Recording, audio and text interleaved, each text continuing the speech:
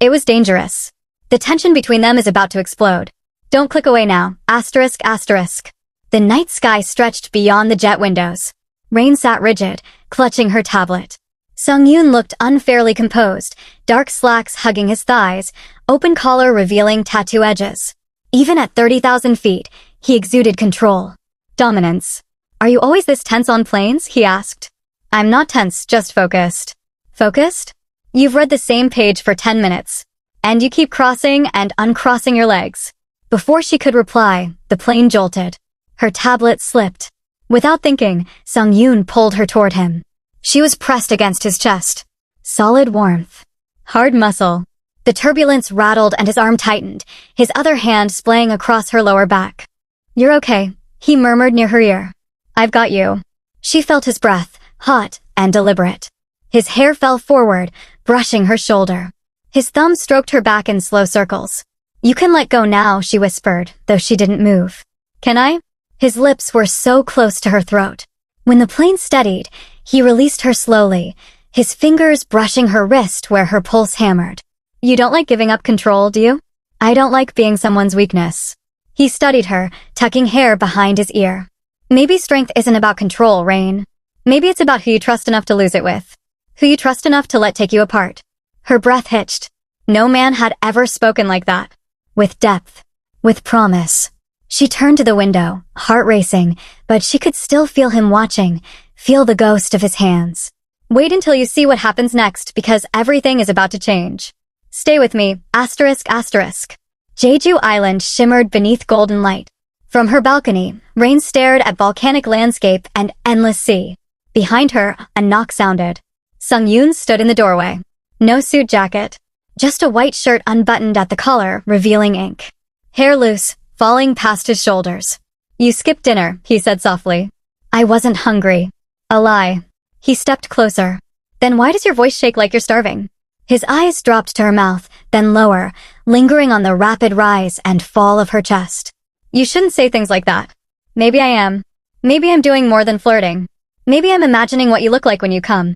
Silence filled the space. Thick, charged. Come with me, he said suddenly, extending his hand. No business. Just Jeju. Just us. Against every rule, Rain took his hand. His fingers closed around hers, pulling her close for a second, close enough she felt hard planes against her softness. He led her through narrow streets to a small traditional restaurant. They shared soju and laughter, talking about dreams and secrets. But underneath was a current, dark and thrilling.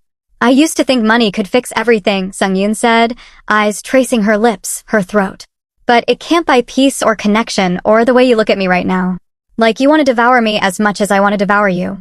I'm not looking at you in any way. Then maybe I'm the one imagining what your skin tastes like. What sounds you make when someone touches you the way you need. The walk back was torture, their hands brushing. Each touch traveled straight to her core. At her door, Rain turned, chest tight, body aching. Good night, Sung-yoon. He leaned in, lips almost touching her ear. You make good night sound like a promise. Like an invitation. For a moment, she thought he'd kiss her. Instead, his thumb traced her bottom lip slowly, pulling it down. She gasped, and his pupils dilated. He simply looked at her, his thumb still on her lip. Then he walked away. That restraint felt more dangerous than any touch. The next evening, Jeju hummed outside. Inside her suite, her thoughts were louder. Every moment replayed. She'd showered, but it only made it worse. Now she stood in just a silk robe, skin damp, curls loose and wild. She was pouring wine when a knock came. Sung-yoon stood there, eyes darker than night, wild and hungry. Hair tied back loosely.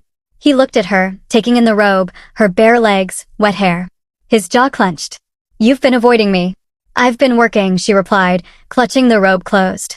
He stepped inside, closing the door, never taking his eyes off her. That's not what I asked. You're my client. This complicates things. He moved closer, slow, predatory, stopping just short of touching her. She felt heat radiating. Everything about you complicates me. I shouldn't feel them, he said, voice raw. But I do. I feel everything. I feel how much I want you. How much I need to touch you. How much I'm dying to know if you're as soft as you look. For a moment, she saw through the armor. Powerful billionaire stripped to something human, desperate. Since that night at the gala, I can't stop thinking about you. The way you make me feel like I'm not just money and headlines. The way I imagine you beneath me, saying my name. You don't even know me. Then tell me who you are. I want to know